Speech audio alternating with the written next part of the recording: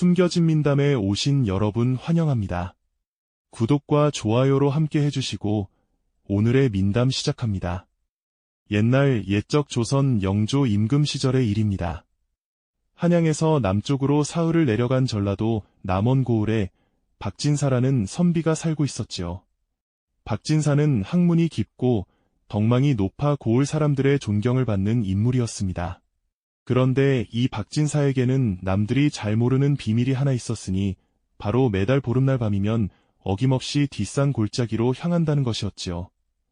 한밤중에 홀로 산을 오르는 박진사의 모습을 본 마을 사람들은 수군거리기 시작했습니다. 혹시 도수를 부리는 것은 아닐까? 아니면 어떤 은밀한 의식을 치르는 것은 아닐까? 하지만 아무도 감히 따라가 보지는 못했지요. 어느 가을 보름날 밤이었습니다. 박진사는 여느 때처럼 깊은 밤이 되자 집을 나섰습니다. 달빛이 유난히 밝은 밤이었지요. 그런데 그날따라 뒤에서 누군가 따라오는 기척이 느껴졌습니다. 박진사는 걸음을 멈추고 돌아보았습니다. 그곳에는 고을의 젊은 선비 이할림이 서 있었지요. 이할림은 박진사를 스승처럼 따르던 제자였습니다. 스승님, 용서하십시오. 저는 오랫동안 궁금했습니다. 매달 보름날 밤 스승님께서 어디로 가시는지, 무엇을 하시는지 알고 싶었습니다. 박진사는 한숨을 길게 내쉬며 말했습니다. 그래, 이제는 때가 된 것 같구나. 나를 따라오거라. 오늘 밤 내가 보게 될 것은 우리 조상들이 지켜온 은밀한 풍습이니라. 두 사람은 산길을 한참 올라갔습니다. 달빛에 비친 소나무 그림자가 길게 늘어져 있었지요. 골짜기 깊숙한 곳, 커다란 바위 뒤편에 작은 동굴이 하나 있었습니다. 박진사는 동굴 입구에 돌을 치우고 안으로 들어갔습니다. 이할림도 조심스럽게 뒤따라 들어갔지요. 동굴 안은 생각보다 넓었고 벽면에는 수십 개의 나무 패가 세워져 있었습니다. 촛불을 켜자 그 패들에 적힌 글씨가 보였는데 모두 사람의 이름이었습니다. 박진사는 무릎을 꿇고 절을 올리기 시작했습니다. 이할림은 그 모습을 보며 물었습니다. 스승님, 이 패들은 무엇입니까? 박진사가 대답했습니다. 이것들은 모두 억울하게 죽은 이들의 위패니라. 우리 집안 대대로 이곳에서 그들을 위로해왔지. 박진사는 천천히 이야기를 시작했습니다. 지금으로부터 100년 전 임진왜란 때의 일이다. 우리 고을에 외적이 쳐들어왔을 때 많은 백성들이 목숨을 잃었지. 그 중에는 관군도 아니고 의병도 아닌 그저 평범한 백성들이 대부분이었다. 전쟁이 끝난 후 나라에서는 의병으로 싸우다 죽은 이들만 제사를 지내주었을 뿐 이름 없이 죽어간 백성들은 아무도 기억하지 않았지. 그래서 우리 선조께서 이 동굴을 발견하시고 그들의 이름을 하나하나 새겨 위패를 만드셨다. 그리고 매달 보름날 밤 이곳에서 제사를 지내기 시작하셨지. 이할림은 숙연해진 표정으로 이 패들을 바라보았습니다. 그렇다면 이것은 일종의 은밀한 제사였군요. 그렇다. 하지만 이것을 밖에 알려서는 안 된다. 관가에서 알면 사사로운 제사를 지낸다고 문제 삼을 것이기 때문이지. 그날 밤 이할림은 박진사를 도와 제사를 지냈습니다. 간단한 제물을 올리고 향을 피우고 절을 올렸지요. 그리고 박진사는 하나하나 위패의 이름을 부르며 그들의 넋을 위로했습니다. 김서방네 막내딸 옥이 15 나이에 외적의 칼에 목숨을 잃었구나. 내 억울함을 이제라도 풀어주마. 이 시성을 가진 대장장이 영감, 가족을 지키려다 창에 찔려 돌아가셨지. 그대의 희생을 기억하겠노라. 이할림은 그 모습을 보며 가슴이 뭉클해졌습니다. 역사책에는 결코 기록되지 않을 이름들, 하지만 누군가는 기억해야 할 이름들이었지요. 제사를 마치고 돌아오는 길, 이할림이 물었습니다. 스승님, 이 일을 저에게 보여주신 것입니까? 박진사가 대답했습니다. 나도 이제 나이가 들어간다. 이 풍습을 이어갈 사람이 필요하지. 너라면 할 수 있을 것 같구나. 이할림은 고개를 숙였습니다. 제가 과연 그럴 자격이 있을까요? 자격은 마음에서 나오는 것이다. 억울하게 죽은 이들을 기억하고 위로하려는 마음만 있다면 충분하니라. 그런데 그로부터 석 달이 지난 어느 날이었습니다. 남원 고을에 새로운 사또가 부임해 왔습니다. 그의 이름은 장판서였는데 서울 양반 출신으로 매우 엄격하고 원칙을 중시하는 인물이었지요. 장판서는 부임하자마자 고을의 풍속을 바로잡겠다며 여기저기 손을 대기 시작했습니다. 어느 날 장판서는 마을 사람들로부터 박진사가 매달 밤산에 오른다는 소문을 듣게 되었습니다. 무슨 도술이라도 부린다던가 장판서는 즉시 아전들을 시켜 박진사를 미행하게 했습니다. 다음 보름날 밤 박진사가 여느 때처럼 산으로 향했습니다. 하지만 이번에는 뒤에서 장판서의 아전들이 몰래 따라왔지요. 박진사가 동굴에 들어가 제사를 지내는 모습을 본 아전들은 즉시 장판서에게 보고했습니다. 사또님, 박진사가 산속 동굴에서 괴상한 의식을 치르고 있습니다. 수십 개의 위패를 세워두고 절을 하더이다. 장판서는 크게 노했습니다. 무엇? 나라에서 허락하지 않은 사사로운 제사를 지낸다는 말이냐? 당장 잡아들여라. 다음 날 아침 박진사는 관아로 끌려갔습니다. 장판서는 노한 목소리로 물었습니다. 박진사, 내가 산속에서 사사로이 제사를 지낸 것이 사실이냐? 박진사는 침착하게 대답했습니다. 그렇습니다, 사또님. 누구의 허락을 받고 그런 짓을 하였느냐? 법도도 모르는 자가 감히. 박진사는 무릎을 꿇은 채 말했습니다. 사또님, 저는 법을 어긴 것이 아닙니다. 다만 나라가 잊어버린 이들을 기억하고자 했을 뿐입니다. 무슨 소리냐? 나라가 잊어버린 이들이라니? 임진왜란 때 억울하게 죽은 백성들입니다. 의병도 아니고 관군도 아닌 그저 평범한 백성들이었기에 나라의 제사에서 빠진 이들이지요. 장판서는 잠시 말을 멈췄습니다. 박진사는 계속 이야기했습니다. 사또님께서도 아시겠지만 나라에서는 충신과 열사만 기억합니다. 하지만 전쟁터에서 이름 없이 죽어간 백성들은 누가 기억하겠습니까? 그들도 누군가의 아들이고 아버지이고 형제였습니다. 저는 다만 그들이 완전히 잊혀지는 것이 안타까워 제사를 지낸 것뿐입니다. 장판서의 얼굴이 조금씩 누그러졌습니다.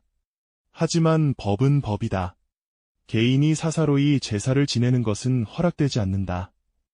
그렇다면 사또님께 부탁드립니다.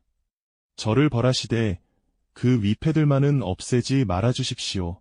그것들이 사라지면 그들은 정말로 영원히 잊혀질 것입니다. 그때 이알림이 관아로 뛰어 들어왔습니다. 사또님, 잠깐만 기다려 주십시오. 장판서가 놀라 물었습니다. 내가 누구냐? 소인은 이알림이라 하옵니다. 박진사님께서 하신 일에 대해 말씀드리고자 왔습니다. 이알림은 가지고 온 낡은 책 한 권을 꺼냈습니다. 이것은 100년 전 우리 고을의 기록입니다. 여기에는 임진왜란 때 죽은 백성들의 이름이 적혀 있습니다. 박진사님의 선조께서 직접 조사하여 기록하신 것이지요. 당시 관가에서도 이 기록을 받았지만 의병이 아니라는 이유로 제사 대상에서 제외했습니다. 장판서는 그 책을 받아 들고 천천히 넘겨보았습니다. 책 속에는 수백 명의 이름과 그들이 어떻게 죽었는지가 자세히 적혀 있었습니다. 김철수, 45세, 대장간을 하다가 가족을 지키려다 외적의 칼에 맞아 죽음. 박순희, 22살, 외적에게 끌려가지 않으려고 스스로 목숨을 끊음. 이영감, 67세, 손자를 업고 도망치다 화살에 맞아 죽음. 하나하나가 모두 사연이 있는 이름들이었습니다. 장판서는 책장을 넘기다가 눈물을 흘리기 시작했습니다. 이들이 모두 우리 고을 백성들이었단 말인가? 박진사가 대답했습니다. 그렇습니다, 사또님. 역사는 큰 인물들만 기록하지만 작은 이들의 희생도 있었기에 우리가 지금 여기 살아있는 것입니다. 장판서는 한참을 생각하더니 결심한 듯 말했습니다. 박진사, 일어나시오. 내가 잘못 생각했소. 그는 아전들에게 명했습니다. 즉시 고을의 장인들을 불러오너라. 그리고 석수와 목수도 함께 데려오고. 사또님, 무엇을 하시려는 것이옵니까? 우리 고을 뒷산에 작은 사당을 하나 지을 것이다. 그곳에 박진사가 모셔온 위패들을 정식으로 모시고 해마다 제사를 지내겠다. 더 이상 은밀하게 숨어서 할 일이 아니라 고을 전체가 함께 기억해야 할 일이니라. 소식이 퍼지자 마을 사람들이 모두 나섰습니다. 누구는 나무를 내놓고 누구는 기와를 가져왔습니다. 석 달에 걸쳐 사당이 완성되었지요. 장판서는 직접 현판을 썼습니다. 의민사, 의민사, 유로운 백성들의 사당이라는 뜻이었습니다. 그리고 첫 제사를 지내는 날 고을의 모든 백성이 모였습니다. 장판서가 제주가 되어 수를 따르고 박진사가 축문을 읽었습니다. 100년 전 이 땅을 지키다 돌아가신 유로운 백성들이시여, 비록 늦었지만 이제 여러분을 제대로 모시게 되었습니다. 더 이상 잊혀지지 않을 것이며 해마다 이곳에서 여러분을 기억하겠습니다. 제사가 끝난 후 장판서는 박진사에게 말했습니다. 박진사, 당신과 당신의 선조들이 100년 동안 지켜온 마음이 참으로 귀하오. 나는 법만 보고 사람을 보지 못했소. 용서하시오. 박진사는 고개를 저었습니다. 아닙니다, 사또님. 사또님께서 이들을 공식적으로 인정해 주신 것이 더 큰 의미입니다. 이제 이들은 더 이상 숨겨진 존재가 아니라 당당히 기억될 것입니다. 이알림도 옆에서 말했습니다. 은밀한 풍습이 이제 고을의 자랑스러운 전통이 되었습니다. 그 후로 남원 고을에서는 해마다 보름날이 되면 의민사에서 제사를 지냈습니다. 처음에는 박진사와 장판서가 함께 주관했고 나중에는 이알림이 이어받았지요. 세월이 흐르며 의민사의 소문은 다른 고을에도 퍼졌습니다. 많은 고을에서 비슷한 사당을 세우기 시작했습니다. 임진왜란뿐 아니라 정유재란, 병자호란 때 죽은 이름 없는 백성들을 기억하는 사당들이 전국 곳곳에 생겨났지요. 은밀했던 한 집안의 풍습이 나라 전체의 아름다운 전통으로 자리 잡은 것입니다. 박진사는 늙어서도 의민사를 지켰습니다. 어느 봄날 사당 앞 매화나무에 꽃이 활짝 피었습니다. 박진사는 그 꽃을 바라보며 말했습니다. 이 꽃처럼 그들의 이름도 해마다 피어나는구나. 그의 곁에는 이알림이 서 있었고 이알림의 어린 아들도 함께였습니다. 박진사는 아이의 머리를 쓰다듬으며 말했습니다. 얘야, 사람은 2번 죽는다고 하지. 한 번은 육신이 죽을 때, 또 한 번은 사람들이 그를 잊을 때. 하지만 누군가 기억하는 한 그 사람은 결코 완전히 죽는 것이 아니란다. 아이는 고개를 끄덕이며 사당을 바라보았습니다. 그런데 이야기는 여기서 끝이 아니었습니다. 박진사가 세상을 떠나고 10년이 흐른 어느 해였지요. 그 사이 이알림은 의민사를 훌륭히 지켜왔고 장판서도 임기를 마치고 한양으로 돌아갔습니다. 새로 부임한 사또는 김좌수라는 인물이었는데 그는 장판서와는 달리 실리를 중시하는 사람이었습니다. 김좌수는 부임하자마자 고을의 재정을 점검하기 시작했지요. 그러다가 의민사에 해마다 재물을 올리고 관리하는데 적지 않은 비용이 든다는 것을 알게 되었습니다. 김좌수는 이알림을 불러들였습니다. 이알림, 의민사라는 곳이 무엇을 하는 곳이요? 이알림이 정중히 대답했습니다. 사또님, 그곳은 100년 전 전쟁에서 돌아가신 백성들을 모신 사당입니다. 그래, 그것은 알겠소. 그런데 해마다 제사를 지내는 데 쓰이는 비용이 은자 50냥이 넘는다 하던데 그것이 사실이요? 그렇습니다, 사또님. 재물과 향, 그리고 사당을 관리하는 데 필요한 비용입니다. 김좌수는 눈살을 찌푸렸습니다. 이알림, 솔직히 말해보시오. 그 사당이 고을에 무슨 실질적인 도움이 돼요? 죽은 자들에게 제사를 지낸다고 해서 농사가 더 잘 되는 것도 아니고 세금이 줄어드는 것도 아니지 않소. 이알림은 당황했지만 차분히 설명했습니다. 사또님, 의민사는 단순히 죽은 이들을 위한 것이 아닙니다. 살아있는 우리가 과거를 기억하고 희생의 의미를 되새기는 곳입니다. 그런 것은 마음속으로 하면 되는 것 아니요? 굳이 고을에 재정을 들여야 하는 이유를 모르겠소. 김자수는 단호하게 말했습니다. 내년부터는 의민사에 대한 지원을 끊겠소. 그 돈으로 차라리 제방을 보수하거나 창고를 짓는 것이 백성들에게 더 도움이 될 것이오. 이알림은 필사적으로 만류했습니다. 사또님, 그러시면 안 됩니다. 의민사는 이미 우리 고을의 상징이 되었습니다. 다른 고을에서도 이곳을 본받아 사당을 세웠고, 그것은 그 고을의 일이고, 나는 이 고을의 실리를 챙겨야 하오. 결정은 이미 내렸소. 소식이 퍼지자 마을 사람들이 들고 일어났습니다. 나이든 노인들은 관아 앞에 모여 항의했죠. 사또님, 의민사를 없앨 수는 없습니다. 그곳은 우리 조상들의 넋이 깃든 곳입니다. 하지만 김좌수는 단호했습니다. 백성들이여, 너희들도 알지 않느냐? 지금 고을 창고가 비어가고 있다. 홍수가 나면 제방이 무너질 것이고 흉년이 들면 굶주릴 것이다. 죽은 자보다 산 자가 먼저다. 사람들은 할 말을 잃었습니다. 사또의 말도 틀린 것은 아니었으니까요. 그날 밤 이알림은 의민사를 찾았습니다. 촛불을 켜고 위패들 앞에 앉아 한숨을 쉬었지요. 스승님, 제가 제대로 지키지 못했습니다. 어찌해야 할지 모르겠습니다. 그때 뒤에서 목소리가 들렸습니다. 이선비, 혼자 고민하고 있는가? 돌아보니 낯선 노인이 서 있었습니다. 허름한 옷차림에 지팡이를 짚고 있었지요. 어르신, 어떻게 이 밤에 여기까지 오셨습니까? 길을 가다가 촛불을 보고 들렀네. 여기가 소문으로 듣던 의민사인가? 그렇습니다만. 이알림은 의아해하며 노인을 바라보았습니다. 노인은 사당 안을 천천히 둘러보며 이 패들을 하나하나 읽었습니다. 김철수, 박순희, 이영감, 모두 귀한 이름들이로군. 그러더니 갑자기 한 위패 앞에 멈춰섰습니다. 노인의 손이 떨리기 시작했지요. 정말 이것은. 노인이 가리킨 위패에는 정시성을 가진 농부, 35세, 아들을 얻고 도망치다 등의 화살을 맞아 죽음이라고 적혀 있었습니다.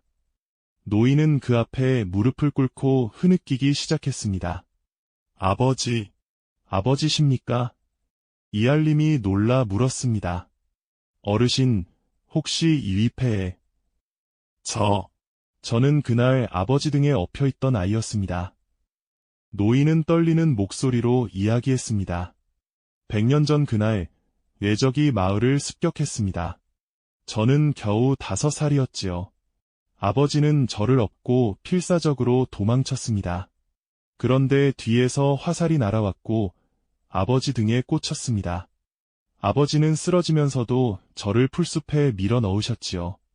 숨어 있거라, 절대 나오지 말라고 하셨습니다. 그것이 아버지의 마지막 말씀이었습니다. 노인은 눈물을 닦으며 계속했습니다. 저는 그날 이후 아버지의 시신도 찾지 못했습니다. 전쟁통에 어디로 묻혔는지조차 알 수 없었지요. 평생을 죄책감에 시달렸습니다. 제가 살기 위해 아버지가 돌아가셨다는 생각에. 이알림은 노인의 손을 잡았습니다. 어르신, 그렇지 않습니다. 어르신의 아버지는 아들을 살리기 위해 기꺼이 목숨을 바치신 것입니다. 그것은 죄가 아니라 사랑입니다. 노인은 고개를 저었습니다. 하지만 저는 평생 아버지의 제사도 제대로 지내지 못했습니다. 묘도 없고 위패도 없었으니까요. 그런데 오늘 여기서 아버지의 이름을 보게 되다니. 노인은 위패를 껴안고 한참을 울었습니다. 이알림도 함께 눈물을 흘렸지요. 그때 이알림은 깨달았습니다. 의민사가 얼마나 큰 의미를 가지는지를. 다음날 아침 이알림은 노인을 데리고 관아로 갔습니다. 김좌수 앞에 노인을 세우고 말했습니다. 사또님, 이분은 100년 전 전쟁에서 돌아가신 분의 자손입니다. 평생 아버지의 묘를 찾지 못하고 살아오셨지요. 그런데 의민사에서 아버지의 위패를 발견하셨습니다. 노인은 김좌수 앞에 무릎을 꿇었습니다. 사또님, 제발 의민사를 없애지 말아주십시오. 저처럼 가족을 잃고 평생 그리워하는 이들이 얼마나 많겠습니까? 의민사는 단순한 사당이 아닙니다. 잃어버린 가족을 다시 만나는 곳이고 끊어진 인연을 다시 잇는 곳입니다. 김자수는 난처한 표정을 지었습니다. 노인장의 사정은 이해하오. 하지만 고을의 재정은... 그때 밖에서 소란이 일었습니다. 마을 사람들이 또다시 모여든 것입니다. 하지만 이번에는 항의하러 온 것이 아니었습니다. 사람들은 저마다 무언가를 들고 왔지요. 사또님, 저희가 의민사를 지키겠습니다. 한 농부가 앞으로 나왔습니다. 저는 올해 수확한 쌀 한 가마니를 내놓겠습니다. 대장장이가 말했습니다. 저는 향로를 하나 만들어 바치겠습니다. 상인이 나섰습니다. 저는 촛불과 향을 대겠습니다. 과부가 손을 들었습니다. 저는 제물을 준비하는 일을 맡겠습니다. 마을 사람들이 하나둘 나서자 순식간에 1년치 비용이 모였습니다. 김자수는 놀란 표정으로 그 모습을 지켜보았지요. 한 노파가 앞으로 나와 말했습니다. 사또님, 의민사는 고을의 재정으로 지키는 것이 아니라 우리 백성들의 마음으로 지키는 것입니다. 사또님께서 돈을 대지 않으셔도 됩니다. 저희가 지키겠습니다. 김자수는 할 말을 잃었습니다. 그는 처음으로 의민사가 백성들에게 어떤 의미인지 깨달았지요. 그날 저녁, 김자수는 직접 의민사를 찾았습니다. 촛불을 켜고 위패들을 하나하나 읽어 내려갔습니다. 그러다가 문득 한 위패 앞에서 멈춰 섰습니다. 김시성을 가진 아전, 41세, 백성들을 피난시키다 외적에게 붙잡혀 죽음. 김자수는 깜짝 놀랐습니다. 김시성의 아전이라니 혹시 자신의 먼 조상은 아닐까? 그는 집에 돌아가 족보를 뒤져보았습니다.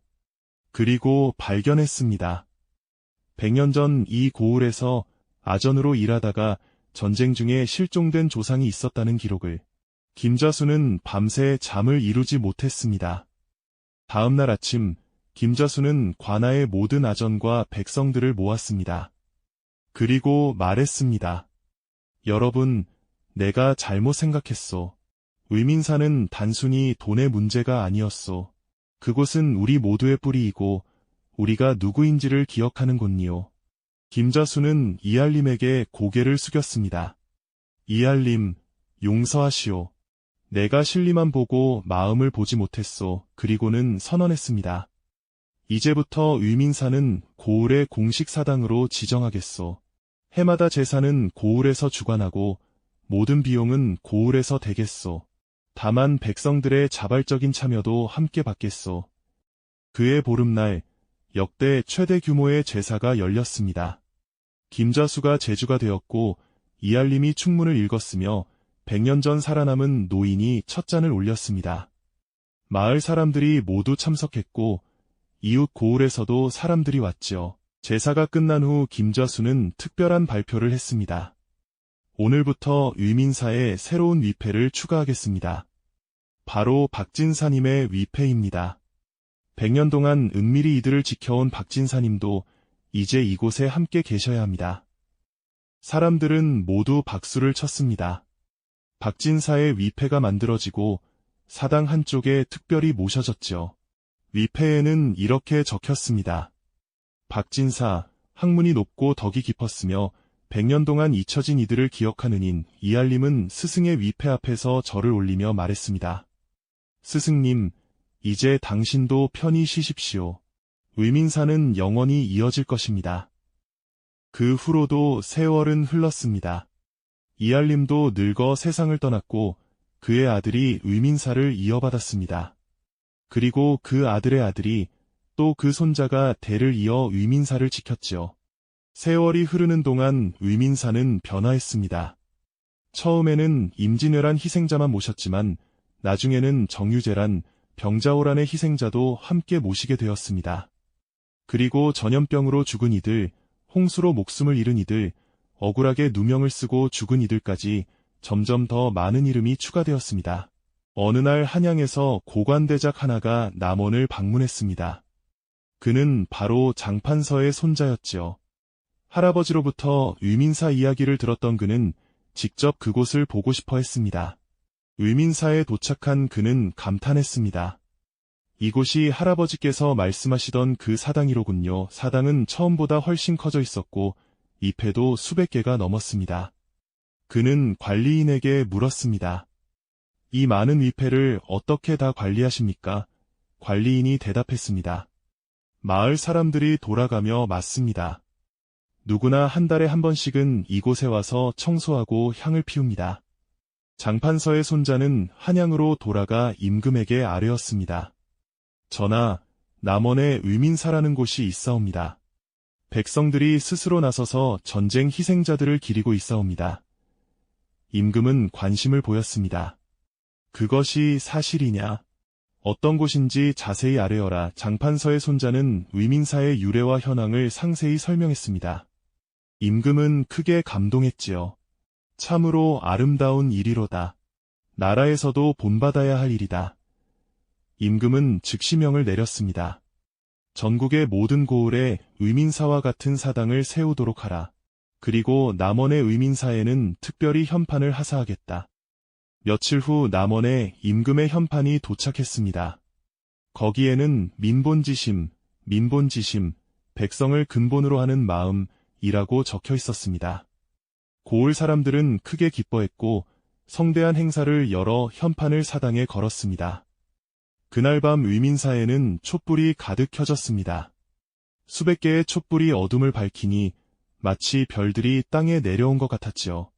하지만 평화는 오래가지 않았습니다.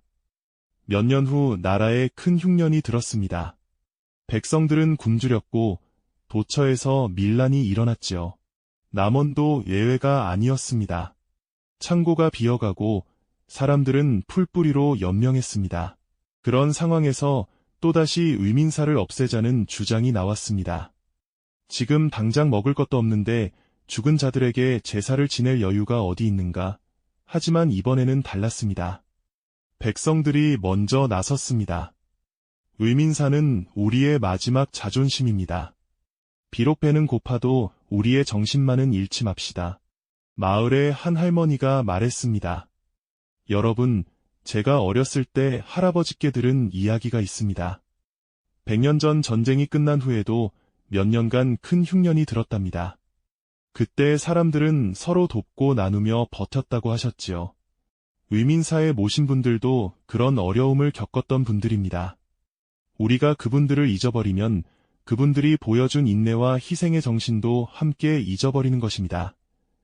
사람들은 고개를 끄덕였습니다. 그리고 결정했습니다. 아무리 어려워도 의민사만은 지키자. 그 해에도 제사는 열렸습니다. 비록 재물은 보잘것없었지만 마음만은 더욱 간절했지요. 쌀 한 줌, 나물 한 접시가 전부였지만 사람들은 정성껏 준비했습니다. 제사를 마친 후 사람들은 함께 그 재물을 나누어 먹었습니다. 누군가 말했습니다. 이것이 바로 의민사의 진정한 의미입니다. 죽은 이들을 기억하는 것뿐만 아니라 산자들이 함께 나누고 위로하는 것이지요.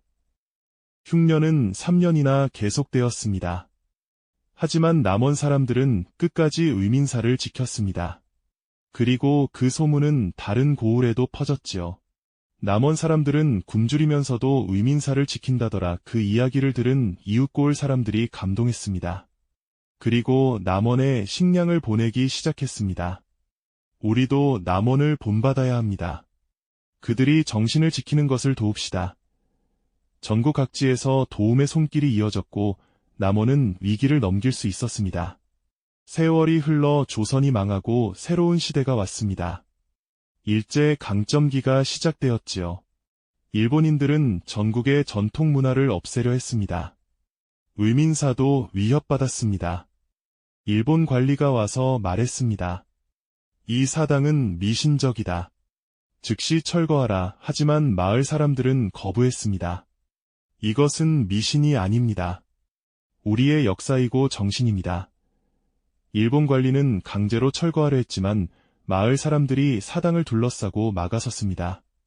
노인부터 아이까지 모두 팔을 맞잡고 서 있었지요. 결국 일본인들은 포기했습니다. 사당을 철거하려면 마을 사람들을 모두 해쳐야 했으니까요. 대신 그들은 제사를 금지시켰습니다. 공개적인 제사는 불허한다. 하지만 마을 사람들은 은밀히 제사를 이어갔습니다. 마치 100년 전 박진사가 그랬던 것처럼 밤에 몰래 사당에 모여 촛불을 켰습니다. 일제의 감시를 피해가며 위민사의 전통을 지켜낸 것이지요. 광복이 되고 전쟁이 지나가고 또다시 세월이 흘렀습니다. 남원은 현대화되었고 위민사도 보수되었습니다. 이제 위민사는 문화재로 지정되어 보호받게 되었지요. 하지만 가장 중요한 것은 여전히 마을 사람들이 그곳을 지키고 있다는 것이었습니다. 해마다 보름날이 되면 후손들이 모여 제사를 지냅니다. 이제는 관광객들도 찾아오고 학생들도 견학을 옵니다. 어느 날 한 대학 교수가 위민사를 방문했습니다. 그는 역사학을 가르치는 사람이었지요. 사당을 둘러본 교수는 관리인에게 물었습니다. 이곳이 300년을 넘게 유지될 수 있었던 비결이 무엇입니까? 관리인은 잠시 생각하더니 대답했습니다. 특별한 비결은 없습니다. 다만 우리는 잊지 않았을 뿐입니다. 교수가 다시 물었습니다. 무엇을 잊지 않았습니까? 우리가 누구인지, 어디서 왔는지, 무엇을 위해 살아야 하는지를 잊지 않았습니다. 이곳에 모신 분들은 모두 우리와 같은 평범한 사람들이었습니다. 하지만 그들은 자신보다 큰 무언가를 위해 희생했지요. 우리는 그것을 기억합니다. 교수는 크게 감동했습니다. 그는 대학으로 돌아가 학생들에게 위민사에 대해 강의했습니다. 역사란 무엇인가? 단순히 과거의 기록이 아니다. 역사는 우리가 누구인지를 말해주는 거울이다. 위민사는 그것을 보여주는 완벽한 이다. 학생들은 교수의 이야기에 귀를 기울였습니다. 그리고 많은 학생들이 직접 위민사를 찾아갔지요. 세월은 계속 흘렀습니다. 이제 위민사는 전국적으로 유명한 곳이 되었습니다. 외국 학자들도 찾아와 연구했습니다. 이것은 놀라운 문화유산이다. 백성들이 스스로 만들고 지켜온 기억의 공간이다. 위민사는 책으로 쓰였고 다큐멘터리로 만들어졌으며 심지어 영화로도 제작되었습니다. 하지만 가장 중요한 것은 여전히 변하지 않았습니다. 해마다 보름날이면 마을 사람들이 모여 제사를 지낸다는 것. 어느 보름날 밤, 한 젊은 부부가 아이를 데리고 위민사를 찾았습니다. 아버지가 아들에게 말했습니다. 애아, 여기 보이는 위패들이 뭔지 아니? 아이가 고개를 저었습니다. 이것들은 모두 우리의 조상님들이란다. 비록 혈연으로 연결된 것은 아니지만 같은 땅에서 살고 같은 고통을 겪고 같은 꿈을 꾸었던 분들이지. 우리는 그분들 덕분에 지금 여기 있는 거야. 아이는 진지한 표정으로 위패들을 바라보았습니다. 아빠, 나도 나중에 여기 올 수 있어? 물론이지. 너도 크면 이곳을 지키는 사람이 될 거야. 그날 밤 위민사에는 다시 촛불이 밝혀졌습니다. 수백 개의 촛불이 어둠을 밝히며 과거와 현재를 이어주었지요. 300년 전 박진사가 처음 켰던 작은 촛불이 이제는 수많은 사람들의 마음속에서 타오르고 있었습니다. 그것은 단순한 불빛이 아니었습니다. 기억의 빛이었고 희망의 빛이었으며 인간의 존엄성을 지키는 빛이었습니다. 여러분, 이 긴 이야기가 우리에게 주는 교훈은 무엇일까요? 첫째, 기억은 힘입니다. 우리가 과거를 기억할 때 우리는 미래를 준비할 수 있습니다.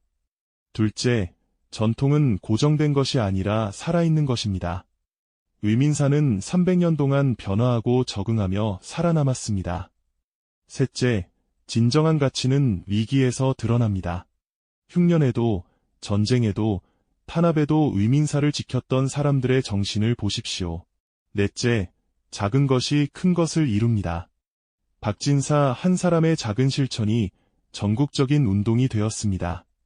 옛 어른들은 이런 말씀을 하셨지요. 나무를 보려거든 숲을 보고 숲을 보려거든 뿌리를 보라. 위민사는 바로 우리의 뿌리입니다. 그곳에는 이름 없는 영웅들이 있고 잊혀질 뻔한 희생이 있으며 대대로 이어온 정성이 있습니다. 우리는 그것을 기억함으로써 우리가 누구인지 알 수 있습니다. 마지막으로 한 가지 더 말씀드리고 싶은 것이 있습니다. 의민사의 진정한 의미는 건물이나 위패에 있지 않습니다. 그것은 바로 우리 마음 속에 있습니다. 우리가 서로를 기억하고 서로를 위로하며 서로를 위해 희생할 수 있을 때 그곳이 바로 의민사입니다. 여러분의 집도 여러분의 마음도 의민사가 될 수 있습니다. 중요한 것은 건물이 아니라 정신이니까요. 오늘 이 긴 이야기를 끝까지 들어주신 여러분께 감사드립니다. 이 이야기가 여러분의 마음에 작은 촛불을 켜기를 바랍니다. 그 촛불이 꺼지지 않고 계속 타오른다면 의민사의 정신은 영원히 이어질 것입니다. 좋아요와 구독으로 이야기를 더 많은 분들과 나눠주세요. 다음에도 더 의미 있는 야담으로 찾아뵙겠습니다.